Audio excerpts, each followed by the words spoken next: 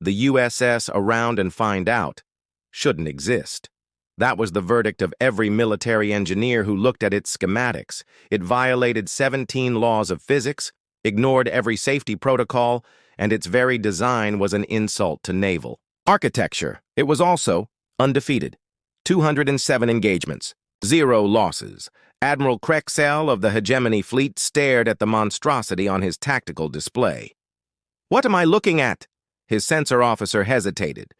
"It appears to be 7 cargo freighters, welded together, sir, with... is that duct tape?" It was duct tape, miles of it, holding salvaged weapons from a dozen alien species to a hull that had more patches than original plating. The transponder broadcast cheerfully, USS FAFO, subtitle, "Warranty void if removed." "This is Earth's response to our ultimatum?" Krexal demanded. Maria Rodriguez, captain of the FAFO, appeared on screen, eating a sandwich. "Yeah, hi. You're the guys who wanted Earth to surrender. We sent our diplomatic vessel." "That's a warship." "No, warships have standards. This is Frank." She took another bite. Frank, the ship.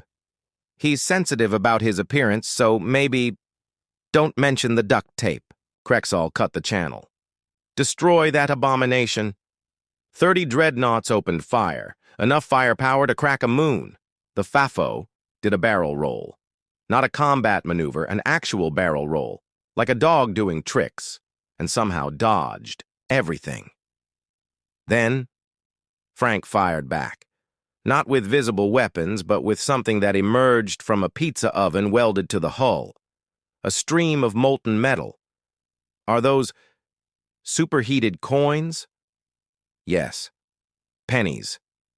That punched through flagship. Shields and carved return to sender across its armor? "Shields don't stop molten pennies," Rodriguez said cheerfully. "Physics is weird like that.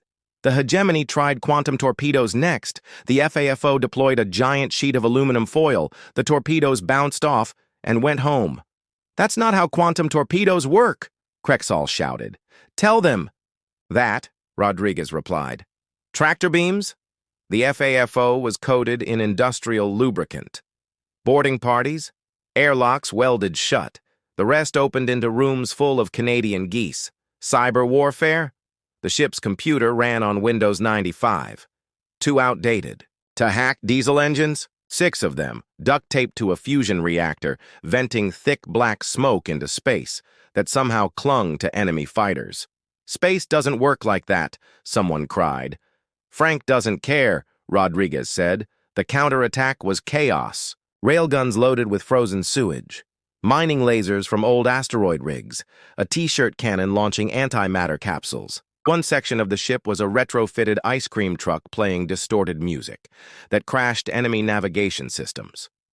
Krexal found a weak point: cargo containers. The containers opened, massive speakers inside, death metal, at volumes that should not exist in space. Sound waves, propagating through atmosphere the FAFO was ejecting at hypersonic speed, hit enemy hulls at resonance frequency. Ships shook apart. 3 dreadnoughts gone. Another eaten by sentient sewage. 2 more chased by their own torpedoes. Then, fireworks. Actual fireworks. Spelling in flaming letters, "You mad, bro?" Krexal broke. "Retreat! Full retreat!" Rodriguez sent one last message. "Tell everyone, Earth doesn't send its best ships. We send Frank. Frank doesn't follow rules. Frank doesn't respect physics. Frank just wins." The after-action report was classified. How do you explain losing to a ship held together with duct tape and spite, built by drunk engineers who asked, "What if we tried this?" And nobody said no. Frank went home for maintenance. 3 days to reapply duct tape and refill the penny launcher.